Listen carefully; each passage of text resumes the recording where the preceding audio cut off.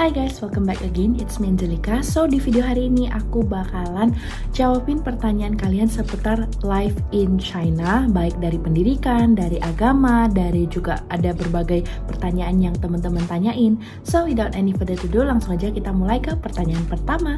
Pertanyaan pertama adalah, apakah aman tinggal di China sebagai orang asing? Nah, sepengalaman aku selama aku tinggal di China sih so far so good ya. Maksudnya kayak belum ada kayak merasa nggak aman atau gimana. Mungkin kadang-kadang kalau pas malam hari itu kadang agak sedikit takut-takut, tapi itu masih kayak wajar gitu guys.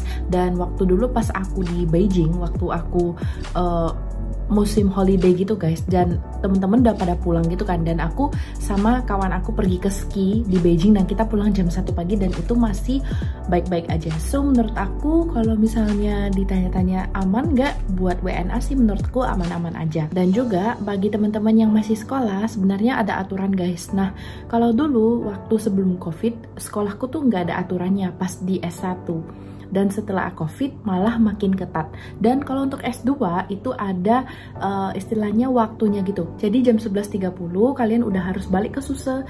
Nanti AI-nya akan cek kayak apakah kalian di kamar atau tidak. Kalau misalnya kalian mau izin keluar boleh, tapi itu biasanya harus isi biodata gitu guys. Kayak misalnya nama, tinggal di mana, lokasinya, kapan pulang, dan lain sebagainya. Pertanyaan kedua adalah, kenapa orang China jarang banget libur? Sebenarnya guys bukan jarang banget libur sih kalau misalnya perbandingan antara Indonesia dan China ya. Kalau Indonesia tuh kan banyak festival keagamaan gitu yang biasanya memberikan libur ya bagi orang-orang yang bekerja gitu. Tapi kalau di China itu bukan berarti nggak ada nggak ada agamanya gitu atau gimana. Tapi kalau di China itu karena sebenarnya lebih ke tekanan ya sih kalau menurut aku, karena di China itu istilahnya kalau orang yang sudah berkeluarga itu biasanya bebannya lebih besar. That's why mereka jarang mau ambil cuti. Menurut mereka kerja keras dan dedikasi itu penting banget dalam pekerjaan. Kalau menurut aku pribadi, karena orang China itu bukan gak suka libur, mereka juga pengen libur guys, tapi kadang-kadang ada tekanan dari perusahaan untuk menyelesaikan target-target tertentu.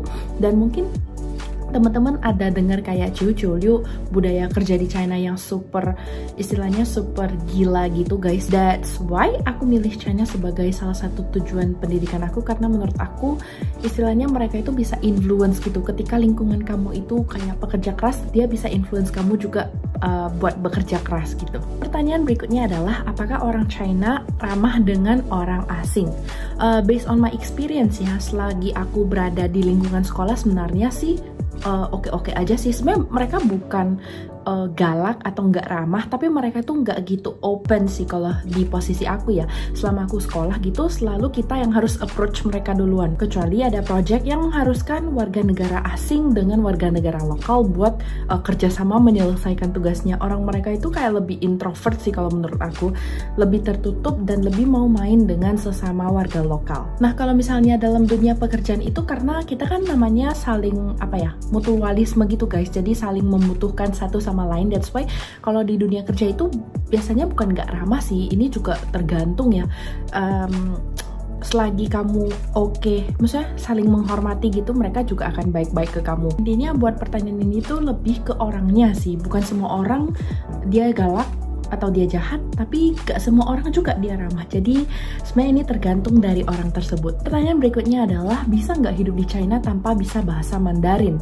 Nah sebenarnya di video yang beberapa waktu lalu aku bilang nggak bisa. Actually itu sebenarnya gimana ya? Bisa, tapi kayak dalam kondisi terpaksa. Kalau misalnya kalian ke kota-kota besar kayak Beijing, Shanghai, Guangzhou, Shenzhen, dan juga kota-kota yang baru terbuka buat internasional, itu pasti banyak banget orang yang bisa bahasa Inggris. Kenapa? Karena China itu salah satu destinasi wisata yang banyak banget orang datang gitu. Jadi ada pasti beberapa tempat yang memang destinasi wisata itu bisa berbahasa Inggris, tapi tetap kalau saran dari aku tetap harus bisa bahasa Mandarin yang daily gitu. Nah ini aku ada dapet satu informasi gitu dari temen aku. Sebenarnya kalau misalnya kalian nggak bisa bahasa Mandarin, tapi kalian hidup di lingkungan yang penuh dengan ekspat-ekspat orang yang berbahasa Inggris, itu sebenarnya nggak menutup kemungkinan kalian bakalan talk in English every day. Jadi tergantung dari lingkungan kalian juga. Kayak misalnya ada beberapa distrik-distrik internasional di Shanghai atau kompleks hunian ekspatriat yang berbahasa Inggris.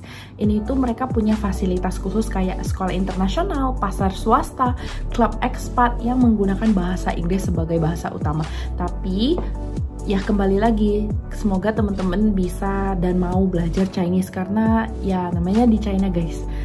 Pasti kalian membutuhkan bahasa Mandarin untuk komunikasi sehari-hari. Pertanyaan berikutnya adalah bagaimana cara bayar di China kalau nggak punya bank lokal?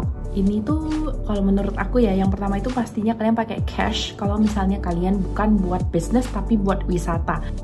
Kenapa cash gitu? Kayak beberapa orang tuh merasa kayak kita ini udah negara cashless gitu loh. Jadi mereka lebih mau pakai QR. Kalau QR kan juga bisa meminimalisir orang memberikan uang palsu gitu. Dan kalau misalnya kalian kasih cash, biasanya banyak banget orang akan mikir bahwa kalian tuh wisatawan. Dan ya kadang-kadang lah pasti ada orang yang nggak baik yang kasih harganya tuh double, triple, bahkan 4-5 kali lipat gitu kan.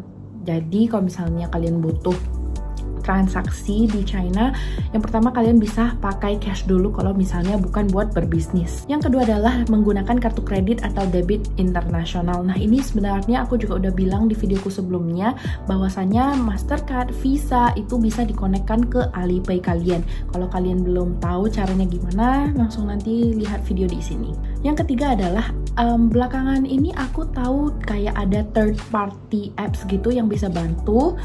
Tapi ini aku nggak mau sebut mereknya apa karena menurutku biar teman-teman aja yang sendiri yang mencoba, takutnya nanti aku rekomendasi ternyata mereka not really good. Jadi silahkan teman-teman cari aja third party yang pastinya sudah diakreditasi dan sudah terpercaya. Sebenarnya di Indo banyak juga kok third party yang udah mulai melakukan istilahnya bisnis ini. Jadi teman-teman silahkan cari aja. Dan yang paling terakhir adalah melalui orang yang kalian kenal. Kayak misalnya kalian boleh ke aku, tapi aku dikenakan charge juga. Ada juga teman-teman aku yang bantu gitu temennya buat beli barang di Taobao, di Pinduoduo, di Alibaba, dan melakukan transaksi dalam jumlah besar. Itu bisa melalui orang yang memang sudah kalian percaya, ataupun temen, misal kalian punya temen orang lokal atau temen orang Chinese gitu yang emang kalian sudah tahu gitu bibit bebet bobotnya gitu guys. Jadi istilahnya kalian boleh minta tolong ke orang yang sudah terpercaya. Pertanyaan berikutnya adalah gimana cara cari apartemen atau tempat tinggal di China. Nah kalau ini tuh agak panjang ya guys. Aku pernah di Meituan, di Feichu, di Ctrip buat pemesanan hotel, jadi nanti aku akan buat di video terpisah aja. Tapi intinya aku punya satu tips yang menurutku ampuh banget buat langsung memfilter hotel-hotel mana yang bisa di istilahnya itu yang bisa ditempati oleh WNA. Kenapa waktu pas aku ke Chongqing itu banyak yang bilang kayak hotelnya bagus, itu aku juga sebenarnya pakai cara ini. So nanti aku bakalan buat di video terpisah, ditunggu aja.